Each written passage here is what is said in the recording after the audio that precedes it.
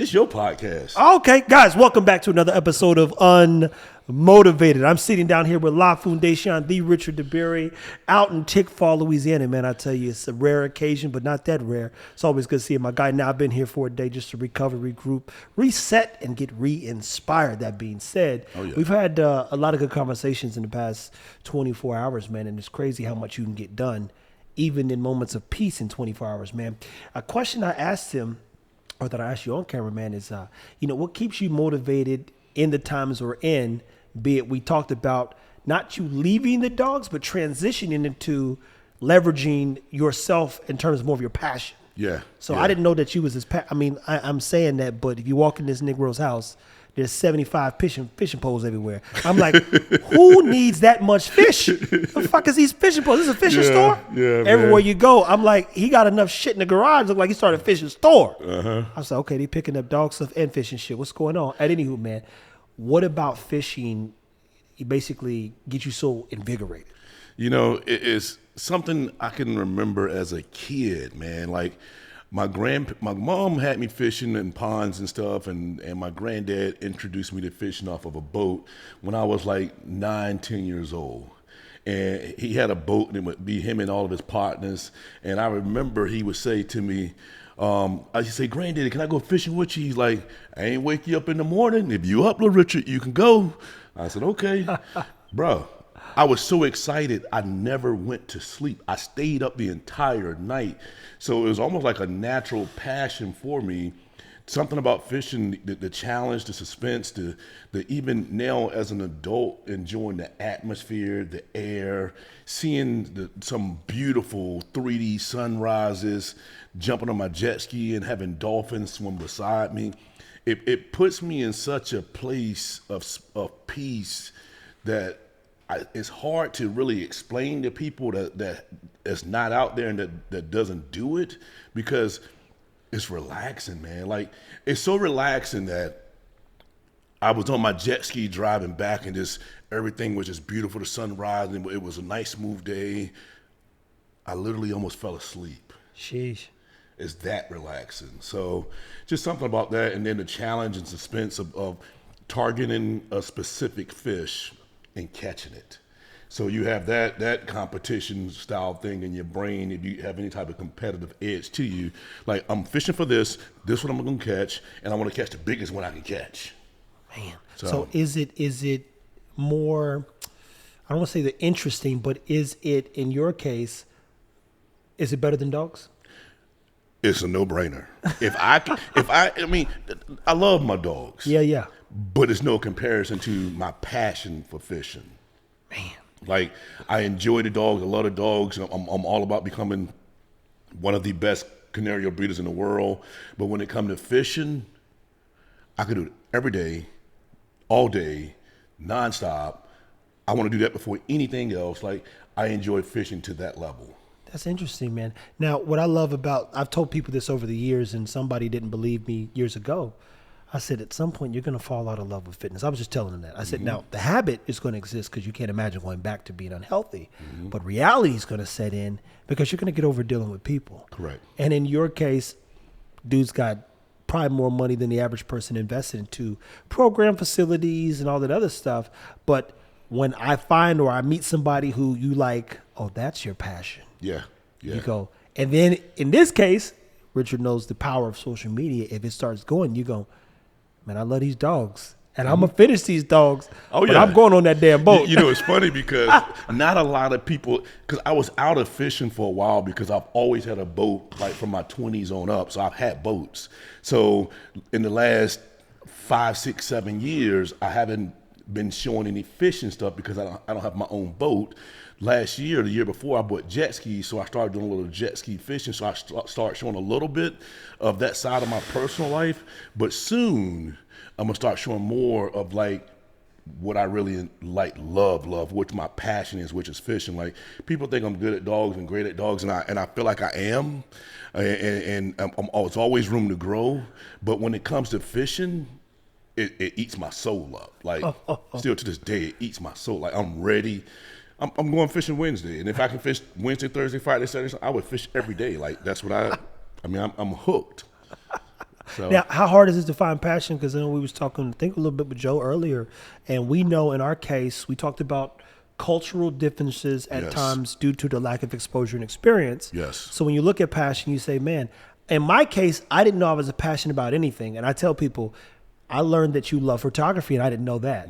But one of the things I told somebody from where I'm from, if I had told Negroes that one day I was going to grow up and be a photographer, to be clear, them Negroes would have whooped my ass. Yeah. I'm thinking, what you doing? Me, you gonna be holding a camera, nigga? Yeah. Stop playing. Yeah. And you would have been fighting literally Correct. for just even making a 100%. statement. So, how long does it take to find a passion? What are some things people should go out and experience so that they can find passionate things? Because what you don't know a lot of times, an average person, they don't know what fuels or feeds their soul until they like get in there. And you go.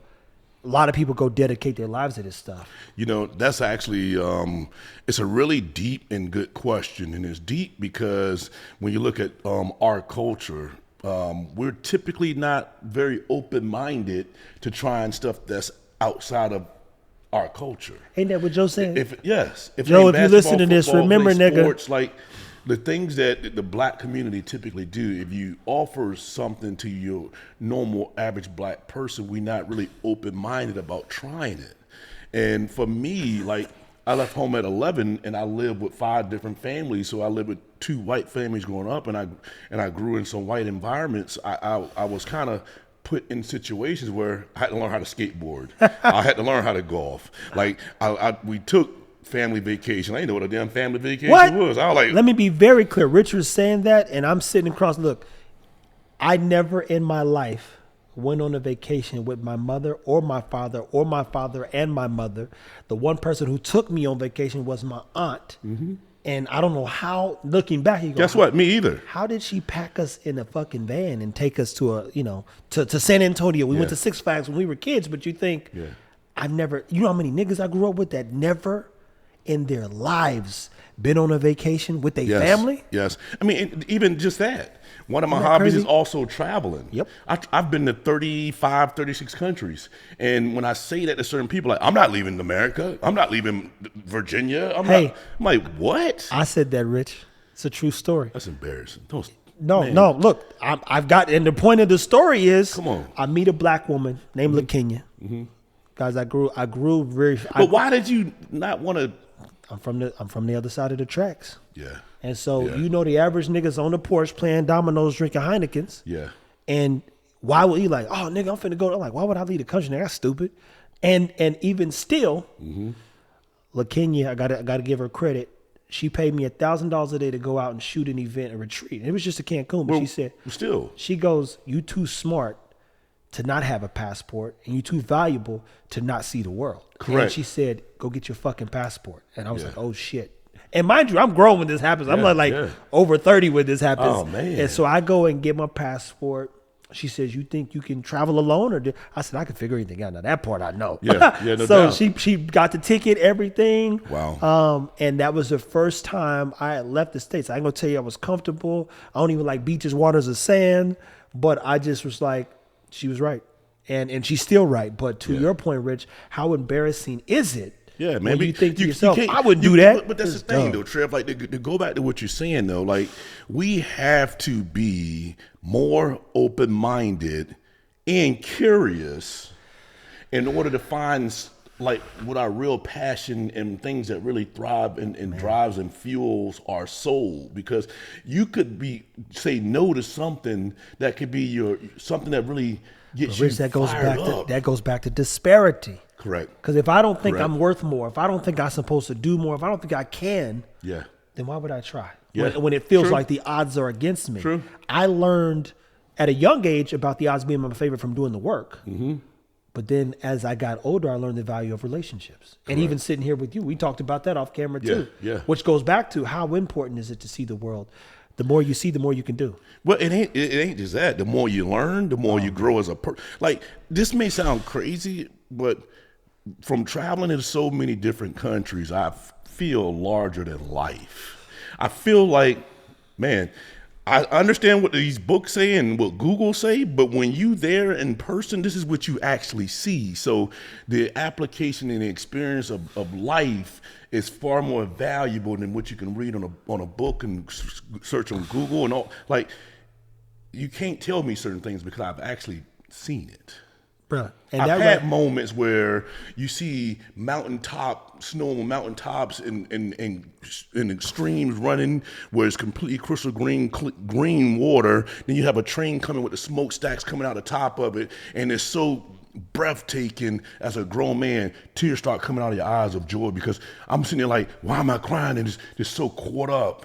You know what fucked me And up how too? beautiful it is. And the one, I guess, analogy I could, it'd be a parallel to what he's saying is, guys, I took a trip to Sedona. Somebody got me. We flew around the helicopter. I remember you taking out my iPhone, and literally, I have no photos from it because when we got up there, I'm looking out the fucking helicopter at the mountains and looking at the picture that I just took, and it just doesn't do it justice. Yeah, it doesn't. It really doesn't. I put the phone down and just Took embraced it in. flying around these mountains, Yeah. seeing that. I said, this is crazy. It's mind blowing. And mind you, I'd also never been in a helicopter. Yeah.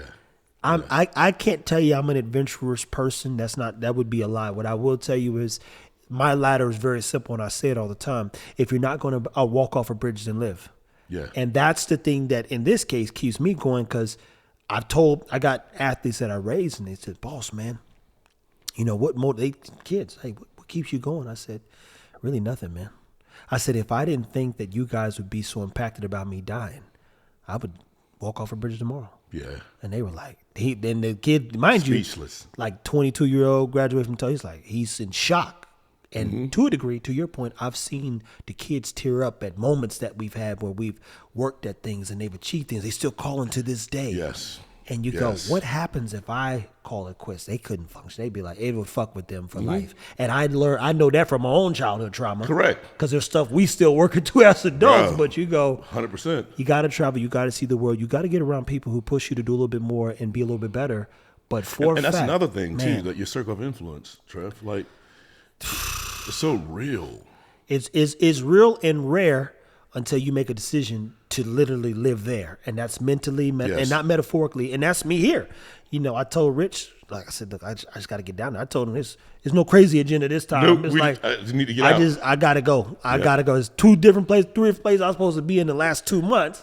Yeah. And waiting around on people saying, hey, I'm going to be like, dude, I got to go, man. Yeah. I got to, and mind you, I know what's happening over the next 2 months, but when you start talking, what's been one of your greatest experiences, man, that kind of shaped you as a person? Because even now, I'm just learning, you left home at 11? 11, bro. Shit, dude. Like, you know, I grew up, and it's weird, man. I grew up with a very mentally abusive mother. Like, if you tell your kids, if you the type of parents that tell your kids they're dumb, they're stupid, they'll never be nothing. If you that type of person, man, shame on you. Dude, this is making me sick. Shame on you. Like, my mom was so mentally abusive to me, and my dad wasn't around because he's chasing girls and trying to do his own thing. Like, and she was like, you just like your daddy. I can't stand you. Like, you a big dummy. Like, so through my whole life, I thought I was dumb and stupid, and like I didn't think I was a smart kid. And it wasn't until I finally got into my 20s till I started being curious and started like trying to figure out, like, damn, I'm actually pretty smart. Like, my whole life I thought I was dumb because when you tell a kid that and you brainwash them into believing that, bro, that's what I believe. I thought I was dumb. So at 11 years old, I got tired of hearing it, and we lived in an apartment complex. It was a man that lived like 6 doors down, had 2 sons that he was raising himself. He was the first black master chief in the Navy. And when I tell you he made me a young man, bro, like the dude was just like that. Like, me and his sons had to get up in the morning. We had to line cans up. We had to do multiplication problem, addition problem. We were timed. Like, we would just gamble and bet against the other kids as far as who was smarter. Like, he got me into sports and academics. Like, he molded my brain and took that negative mentality and like, you're a leader, stay positive, stay positive, stay positive. Like, he would come to our games and be on the sideline, positive, Richard, positive, you're a leader, show me. So now to this day, that's all I think. I'm a leader. Man. I'm positive. I'm going to share that with everybody I can possibly share with and share some positivity with everybody. So go from that with my mom to him to then going to other families. 'Cause like I said, I lived with 5 different families before I graduated high school. I signed a full scholarship to college with my high school coach. My parents wasn't even around. They didn't even know I was going to college. I go to get something, like go by this, and like, all right, I'm leaving. They're like, where you going? I'm like, North Carolina for college. Like, who's paying for your college? I got a full scholarship. What is that? Oh, wow. Yeah, they had no clue. So I did all with my coach. So I kind of raised myself with other people and other adults help through from 11 until I left to go to college. Like, I roughed it out, and I got into stuff that I shouldn't have been into, because when you have a parent like parenting you kind of, the streets parenting to you so. And the streets, boys, that's a tough parent. They'll make you, but they'll ruin you, because there's a lot of stuff that I learned that I'm glad that I learned. But there's some stuff I learned, I'm like, I shouldn't have learned that. That's most of it, you know, to be on the streets, to be clear. But that street give you also perspective and a sensory, yes, of danger and various things that some people won't ever have. But I'm gonna tell you what really, how you can separate it, right? I was more emotion driven. Oh yeah. Off of decisions and things that happen than intellectually driven. Like, I didn't think it out. Whatever my emotion was, that's how the streets taught you to be. Man, say. The older I got in going through college and got into corporate world, I understood and learned what emotional intelligence was. And I'm like, oh, I'm not supposed to react like that. I have a brain. I don't have to put my hands on somebody. I need to teach them a lesson. Yeah, I got to teach them another way. So that's one thing that I say was a big decipher for me learning too, was emotional intelligence, going from reacting from the emotions and doing stuff emotionally to develop a 24-hour rule, which means when something happens, big decisions or something, I don't, like, if somebody pissed me off, I wait 24 hours to process the emotion, the thought, get my head clear before I make a decision on it. And then I find out this too, Trev.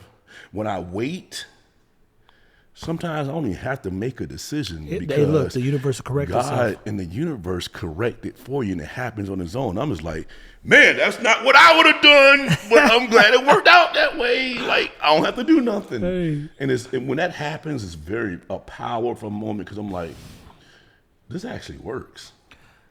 It always does. Yeah. It always works itself out, is what I learned. You know, Rich, the synergy between both what you've got, everything you're saying, in some form or fashion, I understand. Yeah. I mean, yeah. And look. And a lot of people will. Well, that's the thing. I hope they don't. Me too. That's the thing. Like somebody said, I said, look, I don't think you're supposed to suffer and struggle or know hate as a child. You shouldn't, man. And you learn hate. You shouldn't. If you learn hate by 5 years old, it's going to be a long life, buddy. Bro. And I honestly didn't think that I would live. Like, I remember me and my high school best friend, we were like, man, if we live to hit 21, man, I don't even know we're going to live that long, but if we do, we're going to live a long time. I didn't think I could live to see 21 years old, bro. I really didn't. I was in that lifestyle. Like, I didn't think it. Yeah. I didn't see it. That's a scary thought. And again, that's what I just told Rich before this. You know, I don't really like podcasts, but I love what they do in terms of timestamps and how they can empower others. So if you take anything away from even what we're saying right now, my grandmother was the same way, and I had to live with her, right? Yep. And I tell people, I was an Anderson, a Gautreaux, a Clark. I was everything but a Cochran for a long time, because these families, I said, now this is interesting. Yeah. You know, I wanted to be a part of care. Yeah. And nobody cared. Nobody. And you know what? As an adult, to be clear, a buddy of mine, he got drugged into a situation, lost his soul in a sense, and he's alive. But I said, well, what happened with that girl? It was a little, situation. And part of the story is she cared, right? Yeah. And he said something that to this day still hurts when I replay it in my mind. He said, Trip, ain't nobody ever cared about us. And when he said it, I go, damn, that hurts. That hurts. It's real. And because she made a few meals, she had lied. Well, she lied after, but she's like, man, I'm going to take you to Italy. We're going to go do this and that. But he was a rebound guy in the situation. He stopped going to the gym for a second, so he just over there humping on her the whole time.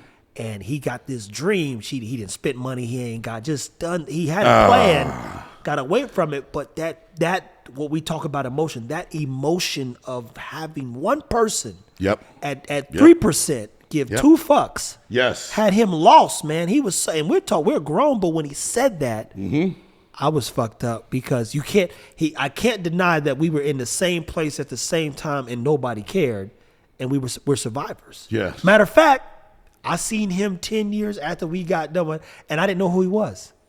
Really? He reached out to me, right? Oh, God. And he's like, man, I want to come work. Man, I can't believe you're doing fitness. And he comes in the gym. I remember walking, like you heating up food. I used to do to take all my meals. And I'm heating up food, and I turn around, and I go, who is this nigga? And in my head, and then he says, Trip. I said, it's like 3 niggas who call me that. It's like you have to know me from the other side. Yes. And I'm like, it's Nails. He said, I said, ow. And he's looking right at me. But I'm like, damn, this nigga's happy. Yeah. Wow. Hey. I said, nigga, this you out, nigga? Wow. And he was like, yeah. I said, holy shit. Powerful. What happened to you, man? Yes. And the good part was he was smiling. He was joyous. He was full of laughter. I used to be when he was stealing from people. Yes. And fighting, carrying all this up. You just go, oh, wow. That's interesting. Hey, Trap, that's like same thing with me. Like a lot of my friends see some stuff that I post on social media that I grew up with, and they message me and they like, yo, how did you make it out? At that part. And when they say that to you, like, damn. It's a scary thing, right? It is. It really is. Man, so what's your best advice to those people that are going through something with no hope or no light at the end of the tunnel? Because like you, I didn't know that there was a light. Yeah. I didn't know that the world was full of possibilities. I didn't know that I had a chance. My grandmother called us stupid and idiots and all kinds of stuff. Now, the irony is, in Richard's case, I actually didn't believe it because I'm like, this motherfucker can't read. So my head, and then get this, as I'm getting smarter and she needs us to help sound out words and she's the adult. Yes. My dad was like, listen, your grandmother talks a big game because she was threatening to grab you up off the couch. And you're like, you're never going to hit grandma, but she's just like a little fighter. Yes. And she has a rough life. So I'll give her grace in that regard. But I would say, he said, look, you're so big now, your grandmother couldn't pick up an object and hurt you. I was like, oh, that's interesting. Yeah. Because I'm a processor. I'm a smart kid. And so she going off again. And I said, hey, shut up. And all the kids go, oh, shit. I said, hey, listen, we're in a snowstorm out here picking up leaves and dragging branches around the house. We're doing this because we love you. Ain't no problem, such and such. I said, be cool. Just shut up. And I tell you this, guys, I never had another problem out of my grandmother, but my dad, he's the one who said, she can't hurt you. I said, oh, that's interesting. He's probably right. That nigga could, but, yes. but she couldn't. So once I got the game, I said, oh, this is over. That's funny. And I tested the theory, and it worked. Yes, that is funny, man. But what's some of your best advice? Because there's a lot of us, and I repeat, I'm telling you that too, because I didn't see the light. I didn't go to college. I didn't do half the things I've achieved or accomplished because of school and friends and family, for damn sure. And a lot of people go on to do amazing things because they simply got a fucking family who gives a shit. Yep. Just that one component. Yeah. If you guys get a chance, Bloomberg does something on what they call risk takers, and they do game changers. You can type it in on YouTube, watch the Zuckerberg story when Zuckerberg was offered $1 billion, I think, by MTV and so I think MTV did 1, Yahoo did 1.5 when he had 1 million users or 3 million users. Point is, he's walking up and down the street with the guy. He says, I don't really need much. And the one factor that I heard loud and clear in the interview was his family called him Prince. They gave him the utmost support, so he never was pressed to run fast. Yes. He ran effectively to achieve things, but the thing that stuck out to people, like, because we all hear things different, right? I heard family, I heard support, I heard faith, I heard, hey, the school's not challenging enough. They found him a school to go and push him some. I heard a lot of good things. Yeah. But what I didn't hear was a man giving up. Correct. And even rushing to get a bunch of money. He was like, this might be the best idea I have. I need to see it through. Yep. So what's some of your best advice, man? It's a few different things that I would touch on, Trev. The first thing is going to be the mentality. You have to have a positive frame of mind. And if you don't know how to do that, start reading positive things. Start listening to positive music. Like you got to shift your mind, your frame of mind from a negative environment and negative sounds to positivity. Look at who you're around. Are they positive? Are they negative? And if they are negative, like be comfortable being by yourself. Work out. Because if you work out, you get in shape, you feel better about yourself physically, which transfer to you feeling better about yourself mentally. Yeah. So get in shape and believe in yourself. At the end of the day, like if you don't believe in you, who fucking else is? Nobody, man. Nobody. Yeah, you got to believe in yourself, man. You have to have a plan, work your plan, and work the shit out your plan. If you plan on being successful or have any level of edge or like you got goals, you have to have a plan and work it. And you can't be afraid to work. Like I don't sleep much. Yeah. Like I feel like if I'm sleeping, I'm missing out on something. Like I don't want to sleep. Like if it was not unhealthy to stay up all day, 24 hours, I would literally stay up all day because I feel like I'm missing. I could be doing something. Like I'm wasting time sleeping. Sleeping gives me anxiety. Yeah, I remember I used to sleep 4 hours a day, like tops, like 4 hours. That was it. And the only reason I sleep longer now because I have to, because I learned what it does for me physically and working out and what I'm doing now on this journey. But bro, 4 hours is all I want. Like I need enough to shut my eyes, just to kind of recharge a little bit to go again. Because as much as I can get done in a day is what I want to do. I have TVs throughout the whole, but I don't watch no fucking TV. I don't have time. No. And I said before, like all my friends know all these TV shows and all these actors. Yo, if you want to be successful, get off the social media, stop scrolling, don't watch TV, and be actively doing something.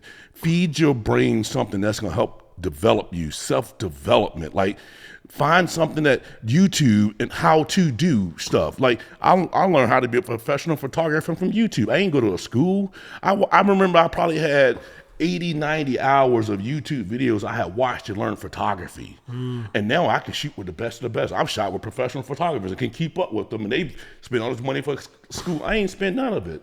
So don't waste your time with stuff that's not bringing and building value within yourself. Yeah. Like get away from it. Like disconnect, stop, and don't be afraid to do a complete 180 on stuff. Like be comfortable walking away from shit. Don't feel like you have to have it. Let it go. My grandma used to always tell me, son, sometimes you gotta know when to cut your losses. And I would cut them. So I'm fine with cutting my losses, whether I'm invested in something or I'm doing something if it's not bettering and helping me and I'm not feeling good about it, I'm out. If it's stress involved, I'm out.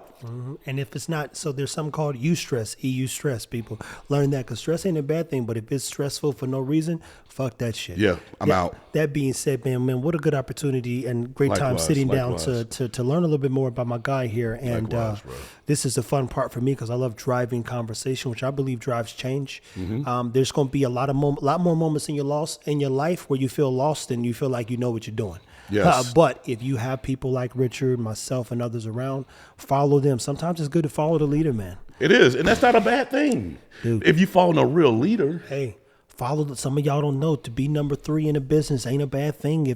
To be number 3 on the bench on the bench or in the game ain't a bad thing. Yes.